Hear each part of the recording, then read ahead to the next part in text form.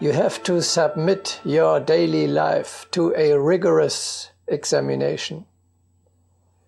You must remove everything from it which does not serve the salvation of your soul or the common good, and for which you do not bear indissoluble responsibility.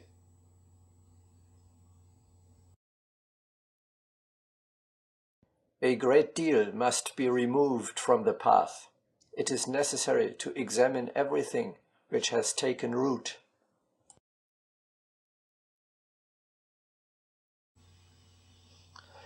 When you make the first steps on the spiritual path, you will soon discover, without a radical simplification of your life, you will not be able to spare the time and space needed for the spheres of action of a disciple, namely contemplation, service, and training.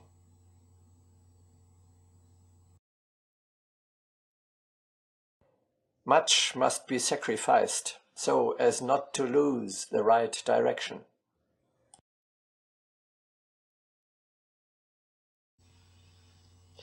How many times you are unable at the end of a restless day to give yourself an answer to the pressing question, what actually did I labor for?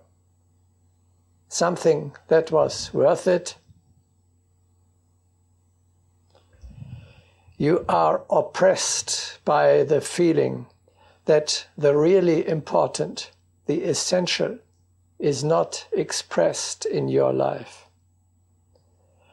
You suspect that it will gradually die out in your heart as well, if you continue to live as before. So, get rid of all these unnecessary goods and aspirations which suffocate the divine fire.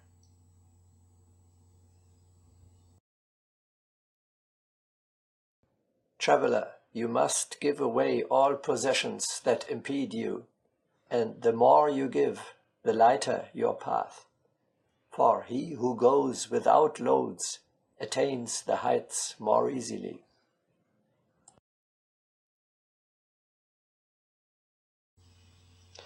Let us live simply and goal-fittedly, so that the few needs of our bodies are met, and that we can satisfy the demands of our soul. Such a life will be worthy of an immortal man. Everything great is simple.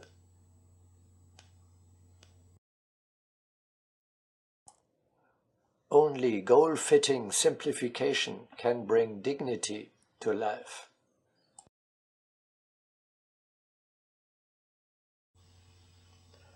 The mortals struggle with one another in order to grab as much as possible for themselves. Immortals, on the contrary, compete to make do with as little as possible.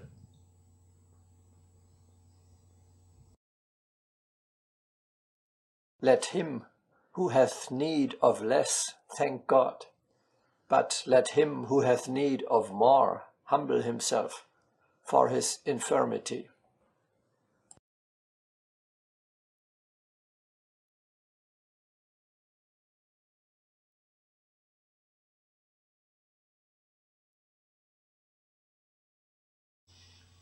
The new man sets the highest simplicity against the destructive excesses of a materialistic society. The conventional bourgeois life, with its pursuit of material matters, security, and the utmost comfort, is inappropriate for a spiritual warrior. It makes him sluggish and immobile, and extinguishes the fire.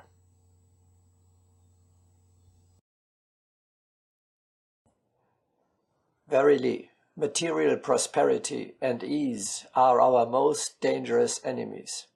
Nothing extinguishes the inner fire so quickly as security for the morrow.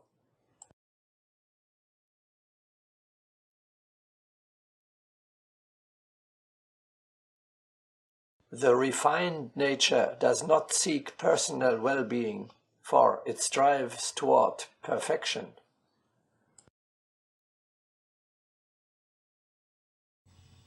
Practiced selflessness means giving up comfort, prosperity, and security. They only serve the desires of the lower self. For your eternal individuality, they are without importance. The time and energy we have to spend on the acquisition and defense of these volatile goods we lack for the essential, for the spiritual striving.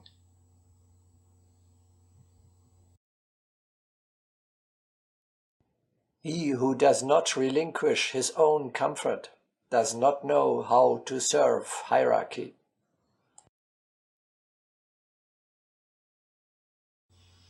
Prosperity is the cemetery of the spirit.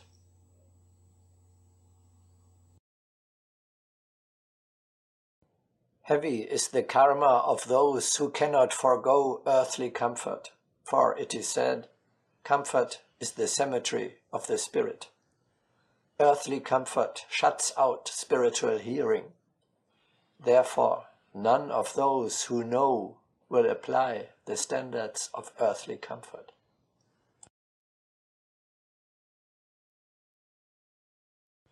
Verily, investigate the history of humanity, and you will be convinced that nothing great was ever created in comfort.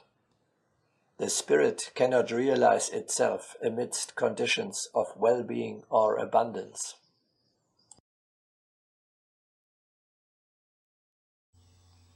Luxury is synonymous with degeneration and abandoning the striving for new, higher shores.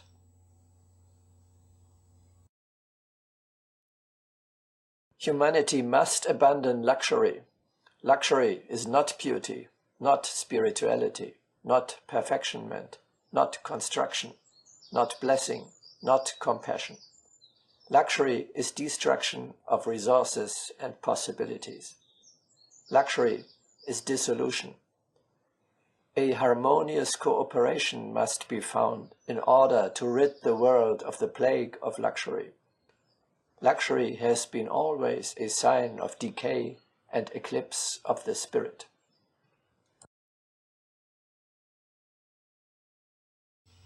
Luxury effeminates, as history shows.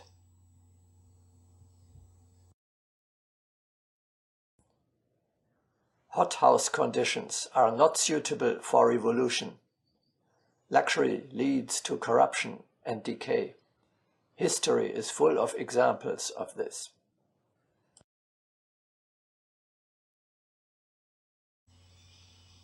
Material security is an illusion, a firm foundation you will find in the spiritual spheres only.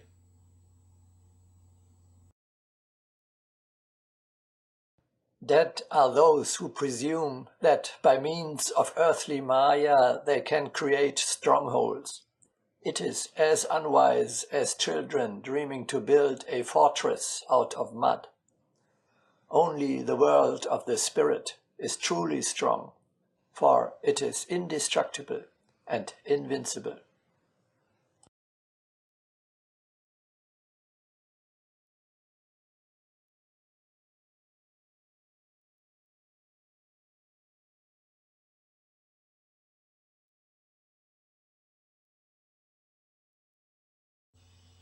A life in the spirit of immortality rejects the concept of personal property within the meaning of the civil law.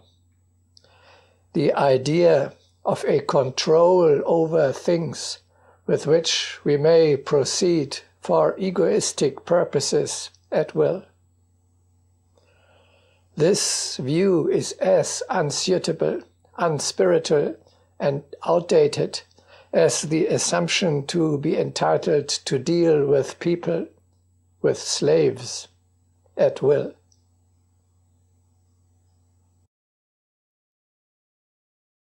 If we do not destroy within ourselves the sense of ownership in all aspects, we cannot easily reach the next step.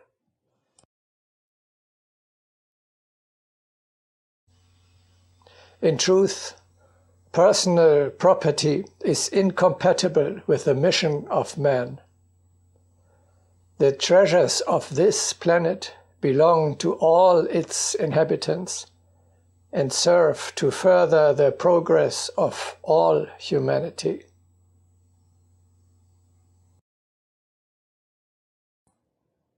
The most important thing is to carry out rationally an educational program on the debasing significance of possession. It is not important that someone remain in his own armchair, but it is important that youth realize the absurdity of having its own chair.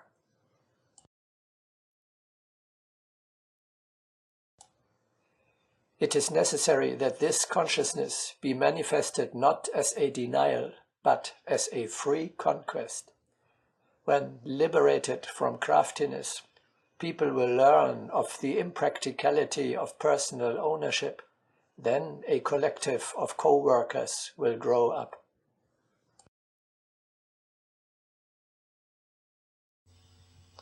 Property is a selfish concept, which does not correspond to the higher, by its very essence, selfless nature of man.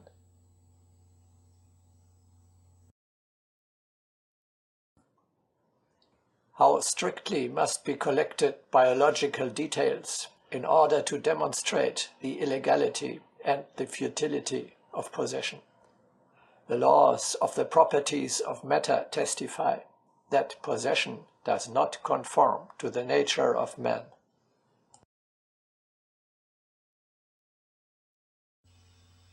To a large extent, fear is the driving force behind the insane accumulation of goods and the excessive precaution and protection.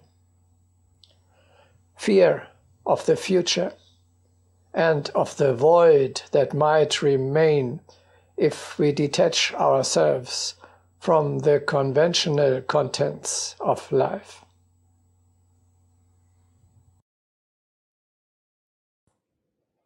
The germ of proprietorship is fear, the feeling that one must be attached to the earth at least by something, as if a miserable hovel could be an adequate anchor for the spirit. Therefore, let us abolish fear. With it will depart property ownership and boredom.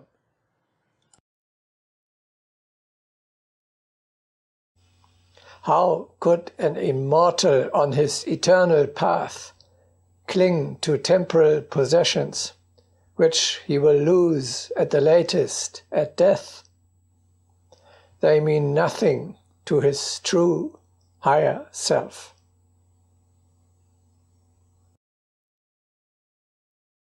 He who feels the grandeur of infinity will certainly understand the entire inappropriateness of illusory possession on so transitory a place as earth.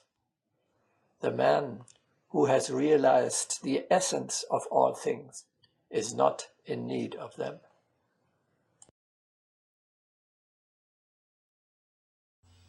So as it stands today, you do not own the things, but the things own you.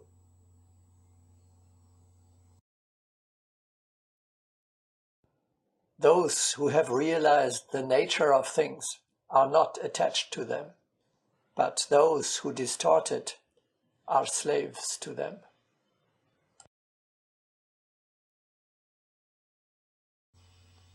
The real wealth of a disciple are the accumulations of his consciousness, his spiritual possessions. A yogi's responsibility is to his spiritual accumulations, for they are his only treasure. One should be affirmed upon the realization that earthly possession does not exist. Only when our consciousness remains our sole possession do we feel the freedom of ascent.